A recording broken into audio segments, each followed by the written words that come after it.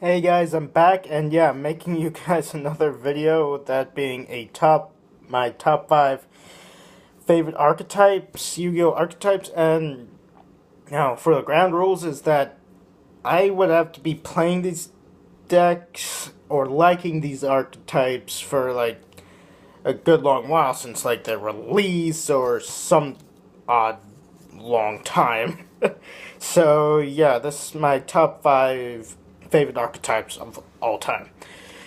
Or at least for now, anyways. First off being Chronomalies. Yes, Chronomalies. This deck is like another one of those combo-based decks that I guess you could say, fell in love with a number of years back, like 2012, 2013, when this set was released, when the set that introduced these was released, and I looked at these cards and I was like, holy good lord, I want to make a deck based around these guys. And I I keep trying, and it's pretty much not working out. If you guys haven't already seen, I lack, the means to actually get these cards. And yeah, that, and what do Chronomalies do? Chronomalies are pretty much one of those decks that manages to swarm the field and OTK your opponent. That, and they can go into a plethora of XZs, that being, rank 3s, 4s, and 5s, much like wind-ups can. And this deck can be balls to the walls and nutty when it comes down to it, as like any other deck can. And this deck, one of my favorite decks of all time because of it. And number 4, Crystal Beasts. Yes, Crystal Beasts. One of my most nostalgic childhood decks is only number 4. Why is that? I haven't been playing it as much because I haven't fully finished this deck yet. So, that, and the deck pretty much suffers from having one of the worst boss monsters in the game history. This guy right here, you're saying, is one of the worst boss monsters in the game as I see it. Doesn't net you any advantage, doesn't net you any pretty much poor card design in a negative way that you can ever see. That, and what does the deck do? Upon destruction, the Crystal Beast monsters themselves go to the spell and trap zone as continuous spell card. And that can be an issue, mainly because you can't run any traps because of it. And the deck lacks any good sense of what to do with it when it comes to mounting any much offense and, well, defense, really, and so on. And the deck can be, can go into rank 4 XZs and so on, and so many crazy variants. And next, number 3, Lightsworns. Yes, my beloved Lightsworns is number 3. Why is that? Mainly because I literally just got into the deck, playing the deck when the new structure deck came out, and I wanted to play this deck badly when I found out this deck a number of years back, and it was like I couldn't get into the deck, mainly because I didn't have the money, I didn't have a job back then, and now that I do have a job, I got this 3 copies of the structure deck. Now I'm playing the deck, having fun with it, and what does the deck do? It does something called milling. Basically sending the top cards of your deck to the graveyard, and you could do a whole bunch of shenanigans with it.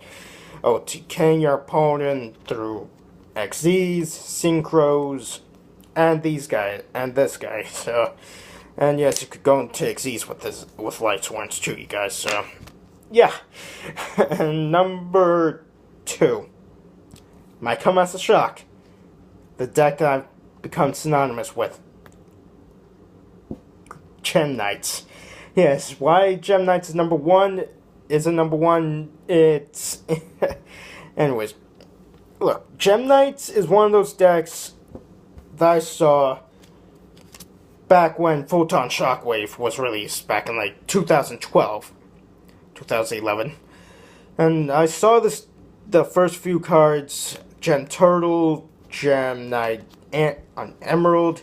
I saw them and I was like, oh my god, I want to build this deck. And long and behold, I built it.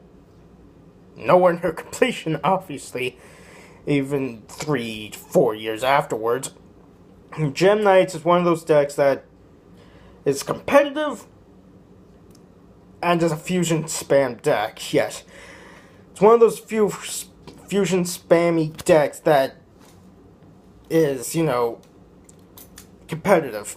And I know Heroes and Shaddolls pretty much outrun this deck and pretty much kill it, but regardless, you guys, this deck can be extremely surprising in the plays that you could do with it, and you can also go into XZs, and the obligatory fusions. So many variants to this deck, like the Light Torn Gem Knight variant, which is arguably the most seen, and so on.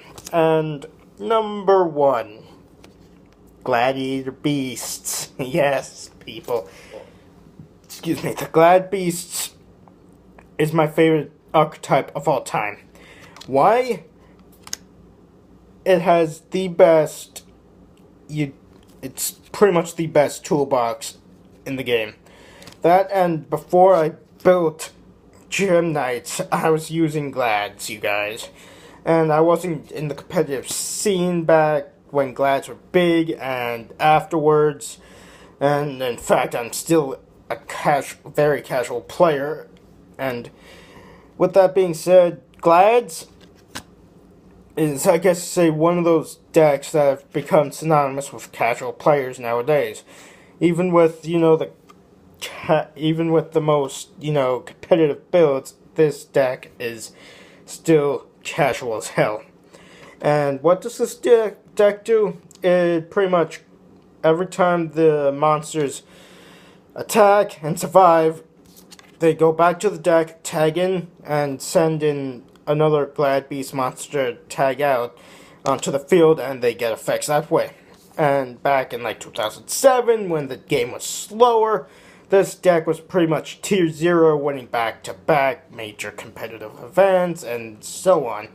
And the deck pretty much went pretty much extinct afterwards, you guys. So that, and it's a fusion spam deck, so yeah. And yeah, that's my top 5 video, you guys. Hope you liked it. Comment, rate, subscribe. See you later, guys. Peace.